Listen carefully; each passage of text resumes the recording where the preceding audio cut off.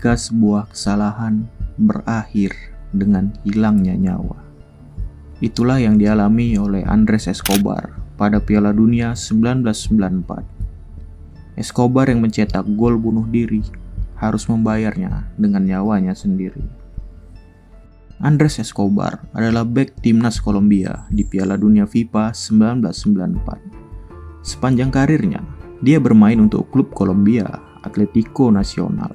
Sebelum debut di timnas pada tahun 1988, dia dikenal sebagai pemain yang santun dan bersih, sampai mendapat julukan The Gentleman karena gaya bermainnya yang tenang dan sportif. Piala Dunia 1994 digelar di Amerika Serikat.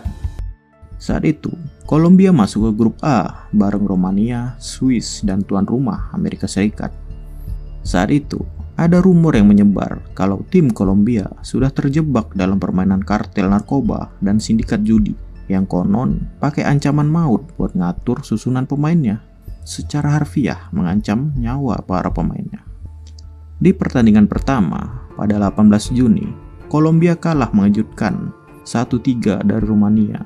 Lalu pada 22 Juni mereka menghadapi Amerika Serikat. Kolombia lebih diunggulkan buat menang. Tapi tim Amerika Serikat memberikan perlawanan ketat. Selama 30 menit pertama, skor masih sama, 0-0. Tapi di menit ke-35, pemain tengah Amerika Serikat, John Harkes, memberikan umpan silang ke kotak penalti Kolombia.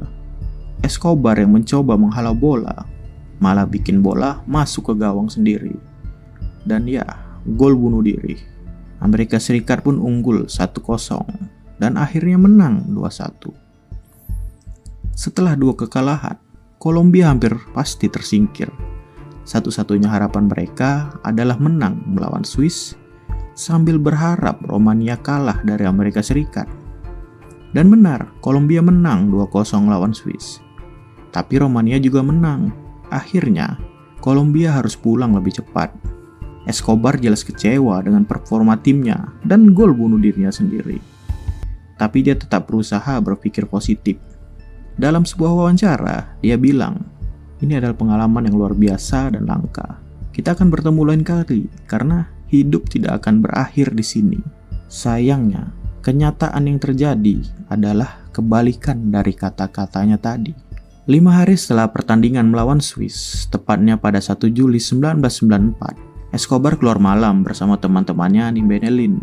Keluarga dan teman-temannya sebenarnya sudah nyaranin buat dia nggak terlalu sering tampil di publik karena takut ada yang dendam sama dia.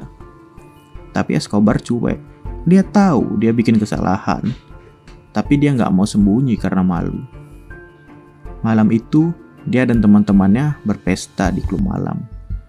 Sekitar jam 3 pagi, mereka berpisah. Escobar sendirian di mobilnya di parkiran klub. Tiba-tiba, ada 3 orang pria mendekatinya. Mereka mulai cekcok. Salah satu dari mereka mengeluarkan pistol kaliber 38 dan menembak Escobar sebanyak 6 kali. Menurut saksi, si pembunuh berteriak "gol" setiap kali menembak, mengejek Escobar atas gol bunuh dirinya. Setelah itu, mereka kabur naik mobil pick-up.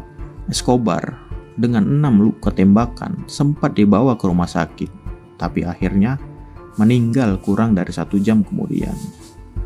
Beberapa jam setelah kejadian, polisi menangkap Humberto Castro Munoz, seorang pria yang bekerja untuk kartel narkoba yang dipimpin oleh Galon bersaudara. Jaksa menduga kalau kartel ini kehilangan banyak uang karena taruhan mereka di Kolombia, dan mereka menyalahkan Escobar atas kekalahan itu. Meski nggak bisa buktikan kalau Galon bersaudara yang langsung memerintahkan pembunuhan, Munoz akhirnya dinyatakan bersalah atas pembunuhan Escobar pada Juni 1995 dan dihukum 43 tahun penjara. Tapi dia dibebaskan lebih cepat pada 2005 karena berkelakuan baik. Escobar meninggalkan tunangan yang harusnya dia nikahi beberapa bulan setelah kematiannya. Dia juga meninggalkan banyak penggemar sepak bola Kolombia yang masih menghormatinya sampai sekarang, terutama supporter Atlético Nacional. Di level internasional, kejadian ini bikin reputasi Kolombia makin buruk. Dunia melihat Kolombia seperti tempat yang berbahaya, di mana kesalahan di pertandingan sepak bola bisa berarti hukuman mati.